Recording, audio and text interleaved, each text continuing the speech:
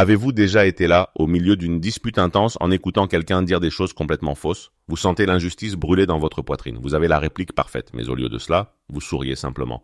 Ou vous restez silencieux. Vous hochez la tête, vous avalez l'amertume, et vous faites tout ce qu'il faut pour faire disparaître la tension. On vous appelle mature. On vous dit que vous êtes compréhensif ou la personne la plus raisonnable. Cela ressemble à un compliment, n'est-ce pas? Mais au fond de vous, cela ressemble à une condamnation à perpétuité. Pourquoi le fait d'être le bon, l'enfant qui n'a jamais causé de problème, l'ami qui écoute toujours, vous a-t-il laissé si profondément épuisé? La vérité est que votre nature compréhensive n'est pas un signe de maturité précoce. C'est un mécanisme de survie. C'est un bouclier que vous avez construit il y a longtemps pour cacher un secret terrifiant. La peur que si vous cessez un jour d'être facile, si vous cessez de vouloir plaire, vous serez abandonné. Ce soir, nous allons arrêter de glorifier votre silence. Nous allons parler du prix lourd d'être celui qui comprend tout. Et pourquoi il est enfin temps de reprendre votre voix. 2. La société a une mauvaise habitude. Elle confond la douleur avec une vertu. Nous regardons une personne qui ne se plaint jamais, qui absorbe chaque coup sans un bruit, et nous appelons cela une grande intelligence émotionnelle. Nous la félicitons pour son élégance et sa maîtrise de soi. Mais il existe un vaste océan silencieux entre la véritable intelligence émotionnelle et cette compréhension extrême dont nous parlons aujourd'hui. La véritable intelligence émotionnelle est un outil, c'est la capacité de gérer ses émotions. Mais pour vous, elle est devenue une cage. Vous ne gérez pas vos émotions, vous les effacez. En psychologie, il existe un terme pour cela que beaucoup de gens n'ont jamais entendu, l'échoïsme. Ce terme vient de la nymphe des montagnes Écho dans la mythologie grecque. Dans le mythe, Écho fut condamnée à ne jamais avoir sa propre voix. Elle ne pouvait que répéter les derniers mots prononcés par les autres.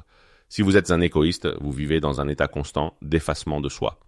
Vous êtes devenu tellement terrifié à l'idée d'être perçu comme narcissique, égoïste ou, pire que tout, comme un fardeau, que vous avez baissé le volume de votre propre âme jusqu'à le mettre en sourdine. Vous n'avez pas d'opinion, vous avez des reflets de ce que les autres veulent entendre. Ce n'est pas de la gentillesse, ce n'est pas un choix que vous faites à partir d'une position de force. C'est une compulsion intérieure, une force désespérée et invisible qui murmure. Reste silencieux, reste petit, et tu resteras en sécurité. 3. Vivre en tant que personne très compréhensive signifie exister dans un état de surveillance constant et épuisant. Les psychologues appellent cela l'hypervigilance. Imaginez cela comme un radar émotionnel intégré qui ne s'éteint jamais. Vous n'écoutez pas seulement les mots, vous analysez les changements microscopiques dans la pièce, vous remarquez le léger resserrement d'une lèvre, un retard de 3 secondes dans une réponse par message, ou la manière lourde dont quelqu'un pose ses clés. Vous ne faites pas cela parce que vous êtes curieux, vous le faites parce que votre système nerveux croit que la paix est uniquement votre responsabilité. Vous ne vivez pas votre vie, vous êtes occupé à être l'amortisseur des frictions de tout le monde. Cela conduit à un profond effacement de soi. Vous devenez tellement habile à vous fondre dans les besoins des autres que votre propre identité commence à se dissoudre. Prenons l'exemple d'un homme nommé Min. Pour ses amis, Min est l'exemple parfait de la réussite.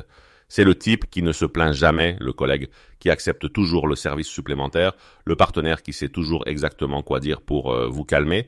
Mais un soir, après une longue semaine passée à résoudre les problèmes de tout le monde, Min était assis seul dans sa voiture. Il s'est posé une question simple. Qu'est-ce que je veux vraiment manger ce soir? Et il n'a trouvé aucune réponse. Juste un vaste silence froid. Il s'est rendu compte qu'il ne connaissait pas son plat préféré, ses propres loisirs, ni ses propres rêves, parce qu'il avait passé 30 ans à être la personne dont les autres avaient besoin. Quand vous passez votre vie à être un miroir, vous finissez par oublier que vous avez votre propre visage. Et voici la partie la plus cruelle. Le paradoxe d'être toujours d'accord. Parce que vous êtes si facile à vivre, parce que vous ne créez jamais de scène, les gens autour de vous cessent de prendre de vos nouvelles. Ils supposent que vous êtes invincible. Ils admirent votre force pendant que vous vous noyez à la vue de tous. Vous devenez la personne la plus seule dans la pièce, non pas parce que vous n'êtes pas aimé, mais parce que vous êtes invisible derrière le masque de votre propre perfection. 4. Pour comprendre pourquoi votre cerveau est câblé de cette manière, nous devons revenir à l'architecture de votre enfance. La plupart des adultes compréhensifs étaient autrefois des enfants à qui l'on n'a jamais permis d'être vraiment des enfants. En psychologie, nous appelons cela la parentification. Selon les recherches de Gregory Jurkovic, cela se produit lorsque les rôles naturels de parents et d'enfants sont inversés. Vous n'étiez pas seulement un enfant, vous étiez le thérapeute de votre mère. Vous étiez l'encre émotionnelle de votre père. Vous étiez le médiateur dans une maison remplie de tempêtes. Vous avez appris très tôt que si vous montriez votre propre colère ou votre propre tristesse, toute la maison pouvait s'effondrer. Alors, vous êtes devenu l'enfant sage. Vous êtes devenu celui qui ne posait aucun problème. Alice Miller, dans son œuvre profonde The Drama of the Gifted Child, explique que ces enfants possèdent une forme tragique de don. Vous étiez tellement doué pour ressentir les besoins de vos parents que vous avez échangé votre vrai moi, simplement pour maintenir un lien fragile avec eux. Vous avez appris que l'amour n'était pas quelque chose que vous méritiez simplement en existant. Oui, c'était quelque chose que vous deviez gagner en étant utile. Ce n'est pas seulement un souvenir, c'est gravé dans votre biologie. Votre amygdale, la partie de votre cerveau qui détecte les menaces, reste constamment en mode alerte maximale. Pour une personne ordinaire, l'empathie est un choix. Mais pour quelqu'un qui a grandi dans la parentification, l'empathie est une compétence de survie. Votre cerveau croit que si vous ne détectez pas immédiatement un changement dans l'humeur de quelqu'un, quelque chose de terrible va se produire. Vous n'êtes pas simplement gentil. Vous essayez inconsciemment d'empêcher une catastrophe qui s'est produite il y a 20 ans, 5. Nous considérons souvent le fait d'être compréhensif comme un acte de pure abnégation. Mais si nous regardons de plus près, nous découvrons une couche cachée, un contrat secret que vous avez signé avec le monde. En étant parfait, en ne vous plaignant jamais, vous essayez inconsciemment de contrôler la façon dont les autres vous traitent. C'est un accord silencieux qui dit « Si je suis assez bon, tu n'auras aucune raison de te mettre en colère. Si j'anticipe chacun de tes besoins, tu n'auras jamais de raison de me quitter. » Ce n'est pas seulement de la gentillesse, c'est un bouclier. Vous utilisez votre compréhension pour gérer les émotions imprévisibles des autres en espérant fabriquer une sécurité que vous n'avez jamais ressentie dans votre enfance. Mais voici le danger de vivre sans limite.